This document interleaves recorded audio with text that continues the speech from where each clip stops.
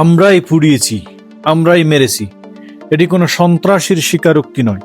এটি বর্তমান সরকারের তথাকথিত মাস্টার মাইন্ড বা বৈষম্য বিরোধী ছাত্র আন্দোলনের নেতার দম্ভোক্তি। হবিগঞ্জের শায়েস্তাগঞ্জ থানায় মাহাদী হাসানের এই জবানবন্দি কি প্রমাণ করে না যে জুলাই অভ্যুত্থান আসলে একটি সুপরিকল্পিত হত্যাকাণ্ড ছিল? ডক্টর ইউনূসের নেতৃত্বাধীন সরকার কি এখন খুনিদের রাষ্ট্রীয় পৃষ্ঠপোষকতা দিচ্ছে?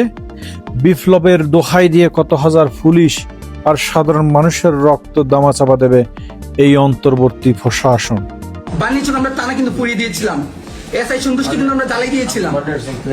আপনি আসছেন, পর্দার আড়ালে থাকা সত্যটা কি তবে এটাই? শায়েস্তাগঞ্জ থানায় মাহাদী হাসান যা বলেছেন তা আসলে চিরন্তন সত্য। তিনি গর্ব করে বলেছেন, এসআই সন্তোষকে আমরাই জ্বালিয়ে দিয়েছি।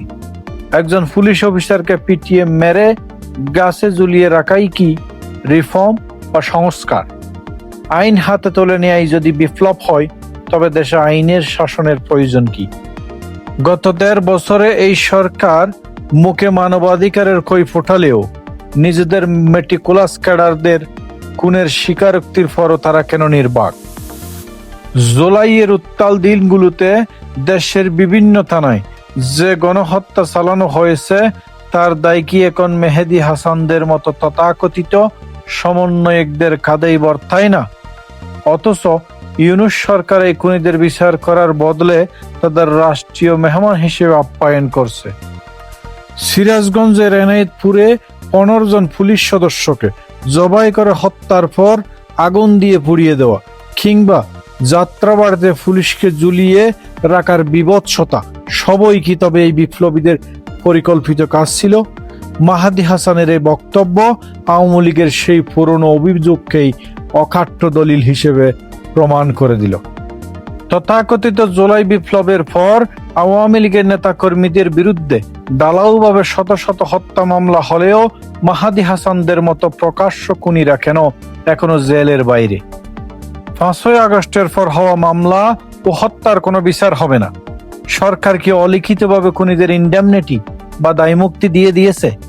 যেখানে পুলিশ নিজেই নিরাপদ নয়, যেখানে খুনিরা থানায় গিয়ে দমভুক্তি করে, সেখানে সাধারণ মানুষের নিরাপত্তা এখন হাস্যকর বিষয়। মানবাধিকারের কই ফোটানো ডক্টর ইউনূস কি আয়নার সামনে দাঁড়াতে পারবেন? তার ফাঁসেই বসে থাকেন সেই সব সমন্বয়ক যাদের কর্মীরা থানায় ঢুকে খুনের দায় স্বীকার করে বীরত্ব দেখায়। এই সরকার কি আসলে একনায়কতন্ত্রের নতুন এক সংস্করণ, যেখানে বিপ্লব শব্দটি ব্যবহার করে সব রক্তপাত বৈধ করা হচ্ছে? আন্তর্জাতিক সম্প্রদায় কি জানে বাংলাদেশে এখন বিচার নয়, বরং মব জাস্টিসই শেষ কথা? খুনি মাহাদী হাসানরা যখন বুক ফুলিয়ে ঘুরে বেড়ায়, তখন বোঝা যায় এই সরকার আসলে সংস্কার নয়, বরং খুনিদের পুনর্বাসনের আঁকড়ায় পরিণত হচ্ছে। ইতিহাস সাক্ষী, কোন সরকার ওই খুনিদের রক্ষা করে টিকে থাকতে পারেনি। মাহাদী হাসানের স্বীকারোক্তি কেবল একটি বিচ্ছিন্ন ঘটনা নয়, এটি ইউনূস সরকারের পতনের প্রথম ঘণ্টা হতে পারে।